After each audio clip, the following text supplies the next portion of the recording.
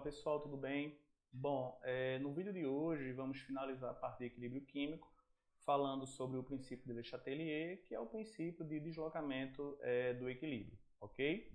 Bom, inicialmente, o que é que diz o princípio de Le Chatelier? O princípio de Le Chatelier ele diz que quando se aplica uma força a um sistema em equilíbrio, o equilíbrio ele tende a se reajustar no sentido de minimizar os efeitos dessa força. Ou seja, se você tem um sistema em equilíbrio, se você perturba esse sistema em equilíbrio, o sistema ele vai reagir de forma contrária a minimizar essa perturbação. Bom, para deslocar o equilíbrio, podemos variar alguns fatores. E esses fatores que deslocam o equilíbrio é que vamos começar a ver agora. O primeiro fator, que desloca o equilíbrio químico é o fator conhecido como concentração. Bom, se eu aumento a concentração de um participante, de um reagente ou de um produto, o equilíbrio ele vai se deslocar no sentido contrário ao aumento. O que quer dizer isso? Se eu aumento a concentração de um reagente, meu equilíbrio ele vai se deslocar para o lado dos produtos. Se eu aumento a concentração de um produto, meu equilíbrio vai se deslocar para o lado dos reagentes.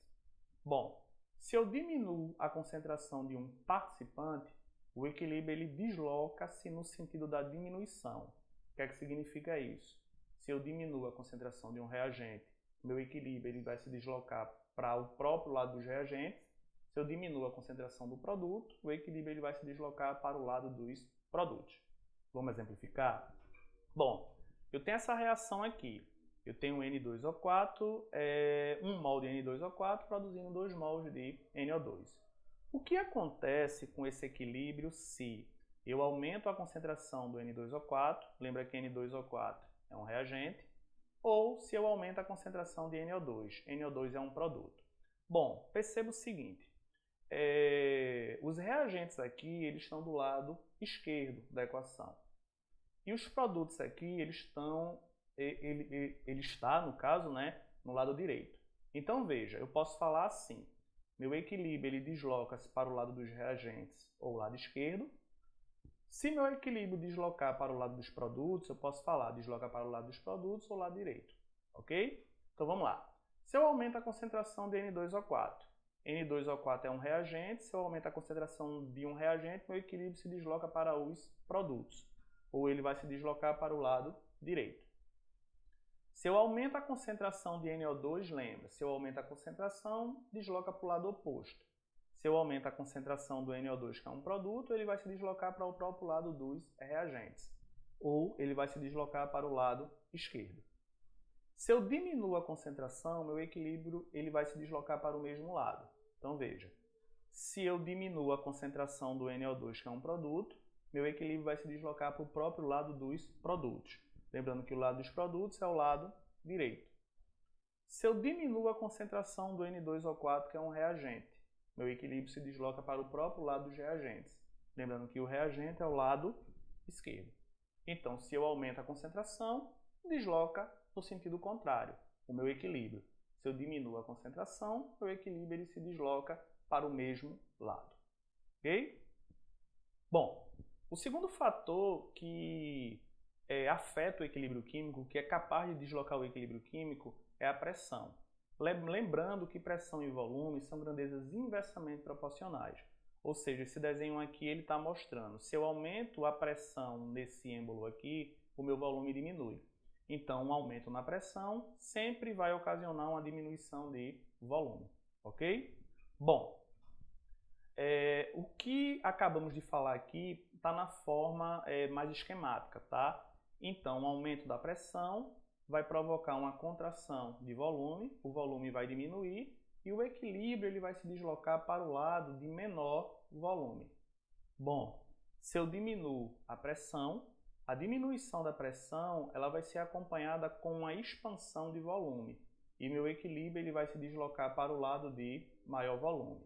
Então, se eu aumento a pressão, o equilíbrio desloca para o lado de menor volume. Se eu diminuo a pressão, o equilíbrio ele vai se deslocar para o lado de maior volume.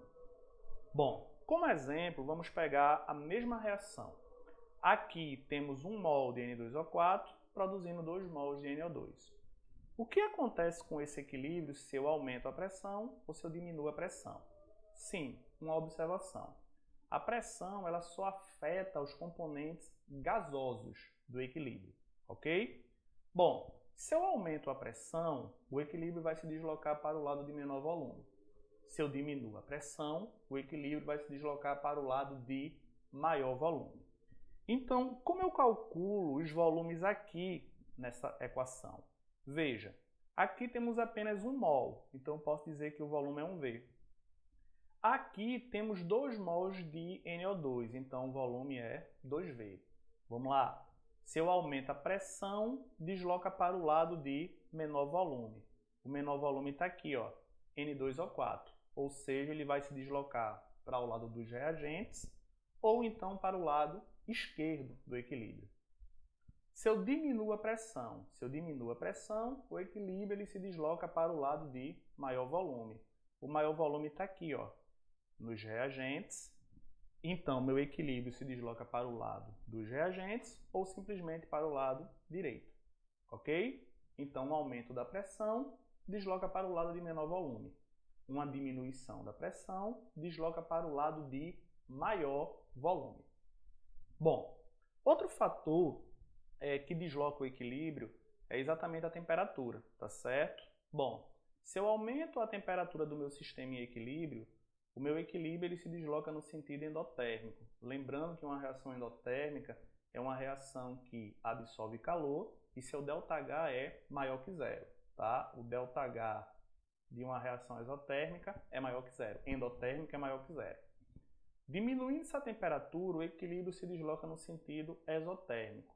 Uma reação exotérmica é uma reação que libera calor e o ΔH de uma reação exotérmica é negativo.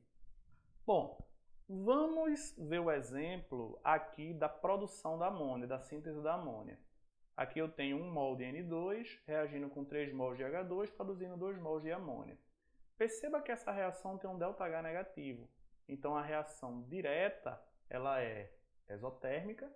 Se a reação direta, produção da amônia, é exotérmica, a reação inversa é endotérmica. Então, aqui a reação direta é exotérmica e a reação inversa é endotérmica. Então vamos lá. Se eu aumento a temperatura, o aumento da temperatura sempre vai deslocar o meu equilíbrio no sentido endotérmico. O endotérmico é o sentido de formação dos reagentes. Então significa que meu equilíbrio ele vai se deslocar para o lado esquerdo. Se eu diminuo a temperatura, meu equilíbrio ele desloca para o lado exotérmico.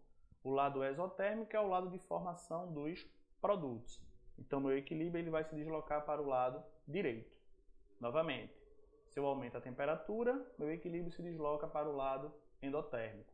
Se eu diminuo a temperatura, meu equilíbrio se desloca para o lado exotérmico. Ok? Bom, um fator que vamos falar aqui é o catalisador, certo? O catalisador ele não desloca o equilíbrio. Lembrando que o catalisador falamos nas aulas de cinética.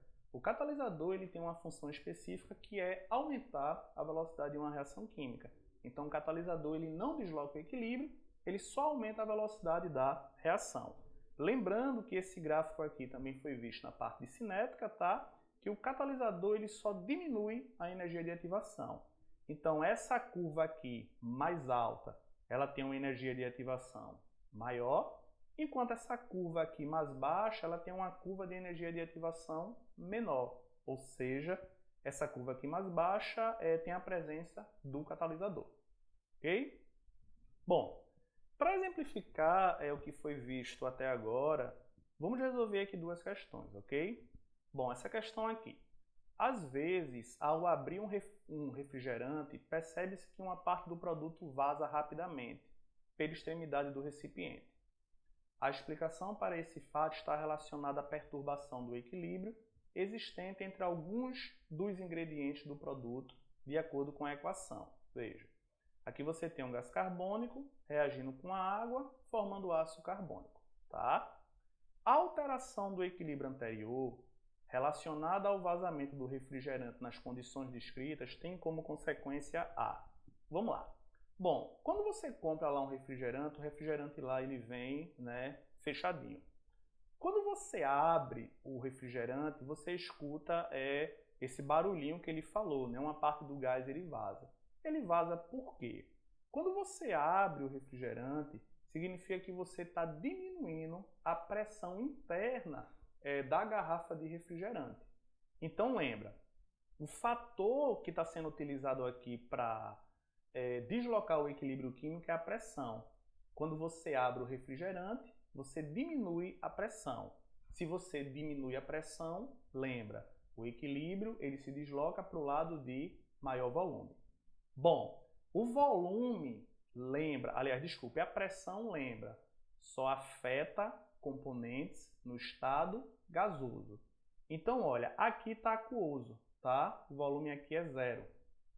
Aqui está líquido, tá? E aqui está gasoso. Aqui é 0 e aqui é 0. Opa, desculpa, aqui é 1, não é? Tem 1 aqui.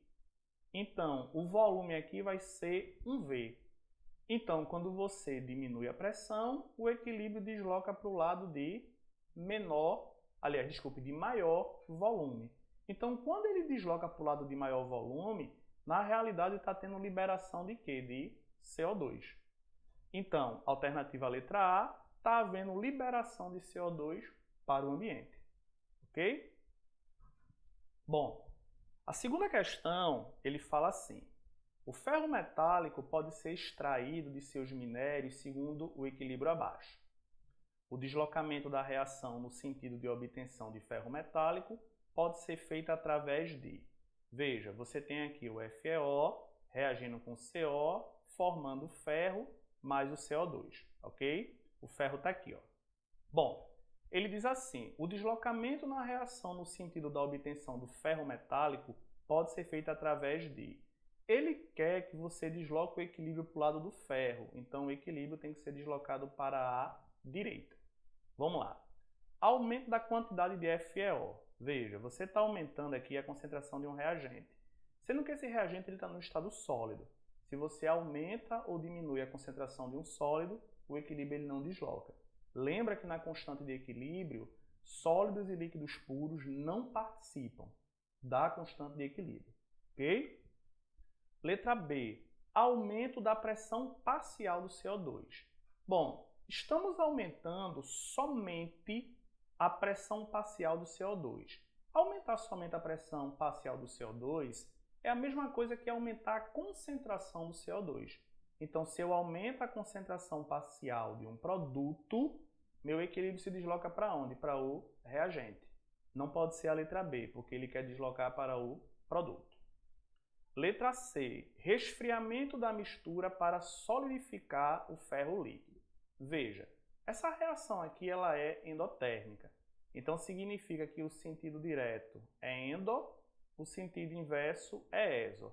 Se eu resfrio a mistura, eu estou diminuindo a temperatura. Se eu diminuo a temperatura, ele desloca, meu equilíbrio vai se deslocar no sentido exo. O sentido exo aqui é o sentido dos reagentes. Também não pode ser, ele quer que desloque para os produtos. Letra D. Aumento da pressão parcial de CO. Ele está aumentando a pressão parcial de um reagente. Lembra, aumentar a pressão parcial de um participante isoladamente é a mesma coisa que aumentar a concentração. Se eu aumento a pressão somente do CO, meu equilíbrio se desloca. O CO é um reagente, então meu equilíbrio se desloca para os produtos, para a formação do ferro. Alternativa letra D. Bom, pessoal, nossa próxima aula vai ser sobre equilíbrio iônico, então espero todos lá. Abraço.